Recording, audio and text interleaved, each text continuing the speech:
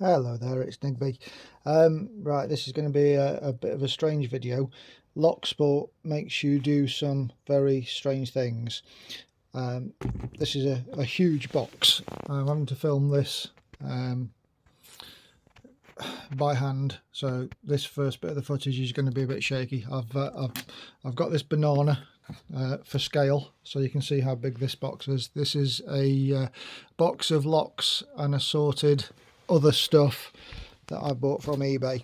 I can't believe that I've bought it. I don't know why I've bought it, but rather than do an unboxing, I'm going to slowly go through this box and edit it into one video. Maybe pick a few of the things that are in here as well. So I'm going to try and keep this intro short, but yeah, I'm doing this video so that you can laugh at me for what I've bought. So yeah, there you go, banana for scale.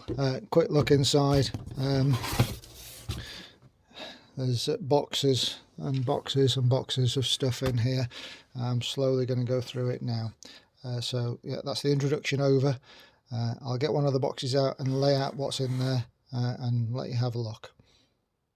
Okay, part two. This is the first. I've sorted the contents of the boxes out into a few groups. This is all the locks in the box that have got no keys. So some nice things of note. Got a couple of bronze Yales. As I say, no keys with these. Pretty sure that's going to be a restricted keyway as well. Let's try and put a bit of focus on that. Interestingly, there's also a Yale rim cylinder with a very similar keyway, so they're worth having. There's a Yale Junior. Looks remarkably the same. I think these are, well, these two smaller ones are 713s. They're wafer locks. That's the same size as this, and doesn't look an awful lot different. But that's interesting, nice enough to have.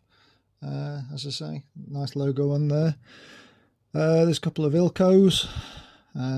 Again, they're wafer locks. These are absolutely filthy. Going to take some cleaning of these. Again, looks like wafer locks, but yeah, reasonably pleased with those. A little Yale cabinet type lock. I think that's I've been told that's an Aldridge Security. That's a 5-lever lock. Not in the best of condition, but I suppose that will clean up as well. And then quite a few of these little, that one's actually open.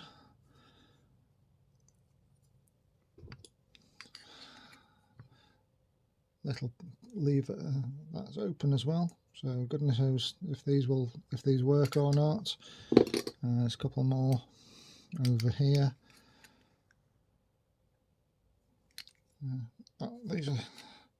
Those ones are locked. It looks like some kind of warded laminated padlock. That looks like it's possibly just rusted together. And a little squire. It's like tin plate. That's padlock, and some cabinet locks. Again, as I say, at the moment I'm saying these have got no keys. You'll see in one of the later boxes there could well be keys. It's going to take some investigation, so I'm going to put this box away and get the next one out. Any insight into anything that you've seen on here would be greatly appreciated. Right, part three. These are the locks that have got keys with them, that have come with keys. So there's more of these Yale wafer locks. That works. There's a bigger Yale. That just about works. Bit sticky.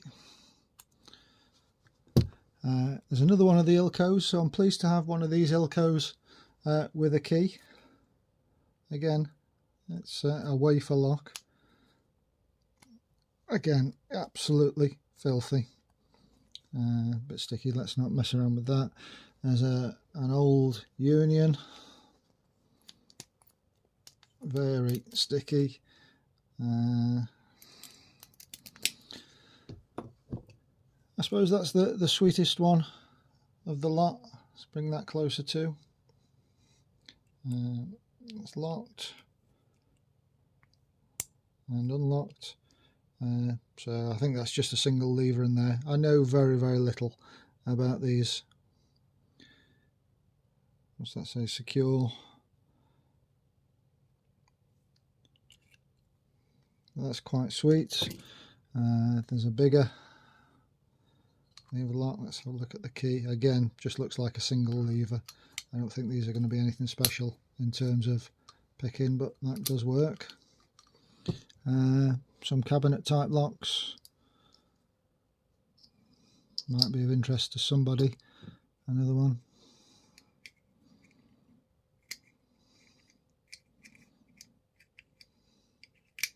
That's like a drawer lock or something like that. What have we got written on there?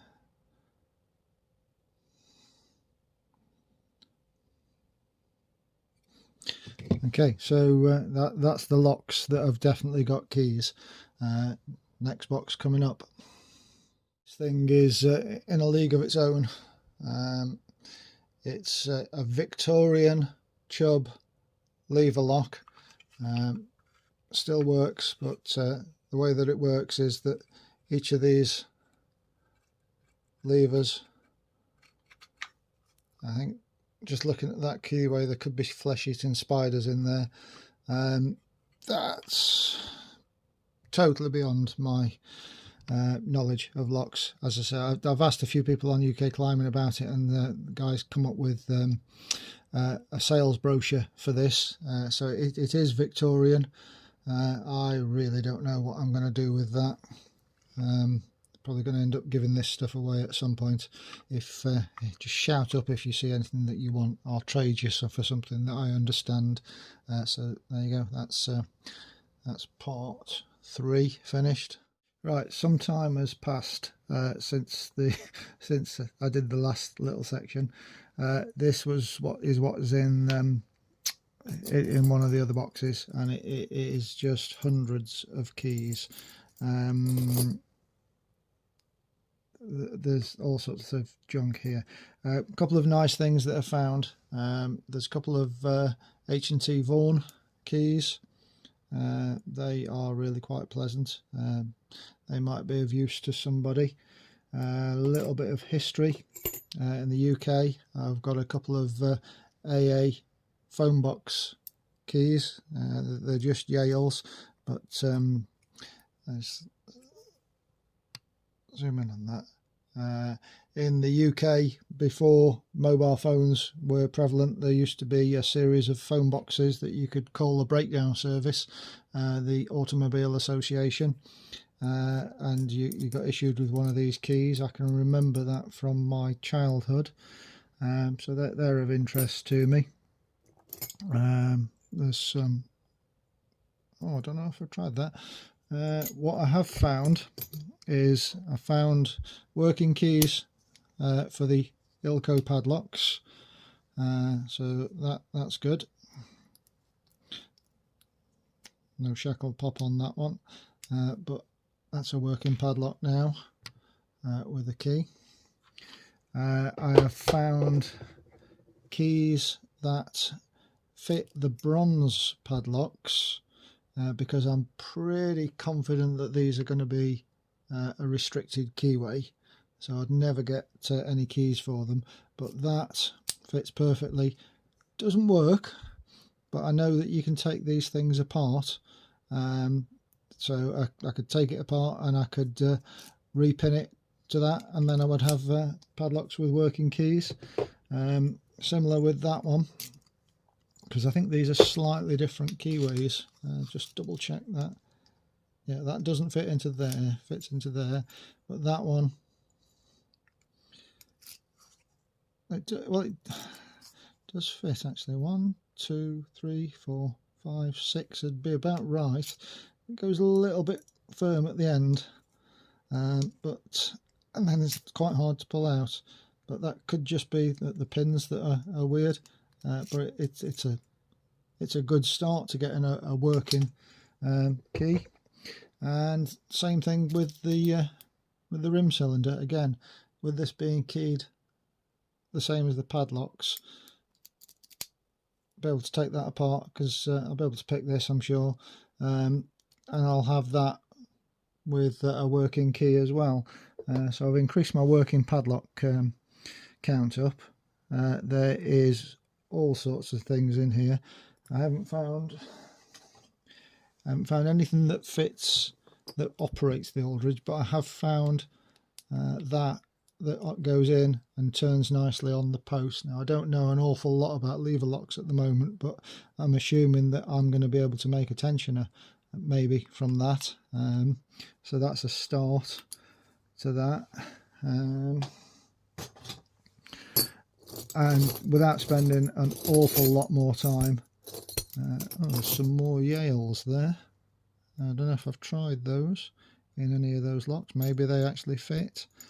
I shall just slowly bring stuff up to the camera. I mean, look at the state of this stuff. Nothing else strikes me as particularly nice. There's some very strange looking keys in here as far as I'm concerned. Probably going to end up eBaying this lot of keys at some point. If I put them on there, there might be something in there that somebody wants, but it's going to be a question of I have no idea what any of this stuff is for. That's, yeah, some sort of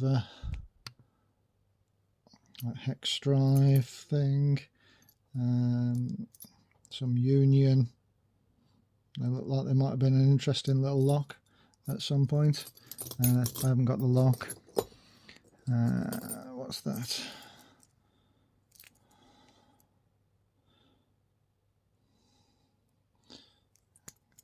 Maybe able to make it out better on the camera than. Come on, focus.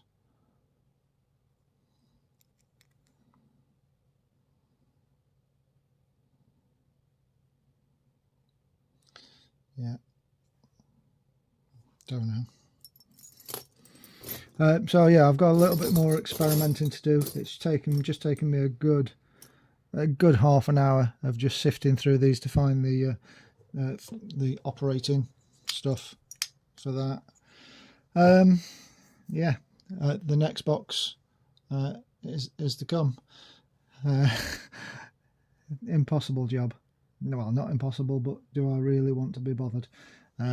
So yeah, that's 5 minutes on key junk. I'm going to just pile these back in the box now. Going to film this for absolute completeness of what was in my box.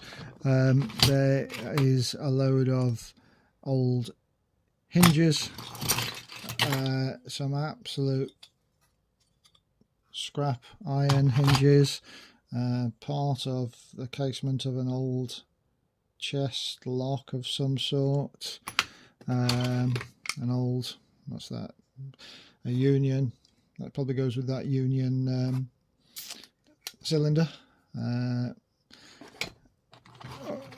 some halves of a lock.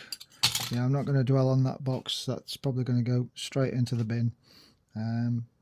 So yeah, look at the state of my hands. My wife does not want this box in the house. I brought it in for filming, but it's got to go back into the garage until stuff's cleaned up. So yeah, that's the box complete. Yeah, I'm going to stop filming so I can decide what to say about it. Okay, going to sum up this video by hopefully picking one of these bronze Yales. Let's plonk it in the vise, hold it steady. So that's that keyway, and as I say, I've found that key that fits it nicely, but doesn't open it. Maybe a bit too much to do.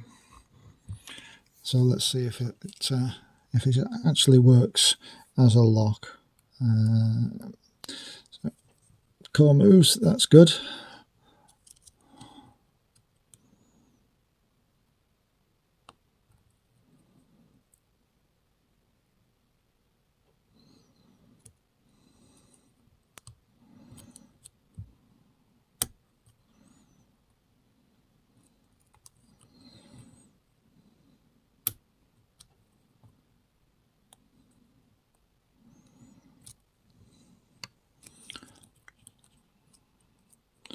I reckon there's a few years of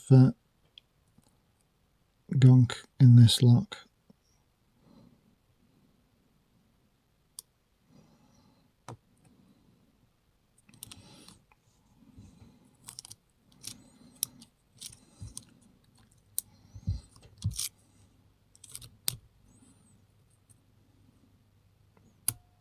Okay, got a click out of 6. Click out of 3 maybe. Felt a little bit of movement from the core off 1.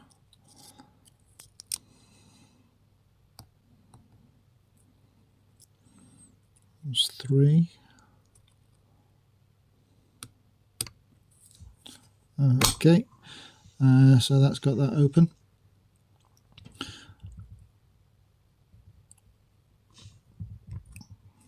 It's not going to spring back. Okay, so yeah, as I say, I believe that to take these apart, you drift these pins out, and then you can see that there's a join on the bottom. So that could be taken apart and rekeyed. I'll lock it back up, leave it as a challenge. Might well just post this off to somebody, somebody that deserves it. Anyway, so yeah, there you go. Locksport made me do it. Probably won't buy. Let's try and get some focus. Big box of problems and junk. It was reasonably priced. I probably ended up with 5 or 6, 7 or 8 maybe good padlocks. I'll try and feature some more of them in the video. Yeah, really wondering why I bought it. There's a couple of nice things in there. Well, nice is relative, I suppose. So yeah, whoever gets this, I hope you enjoy it. Thanks a lot for watching.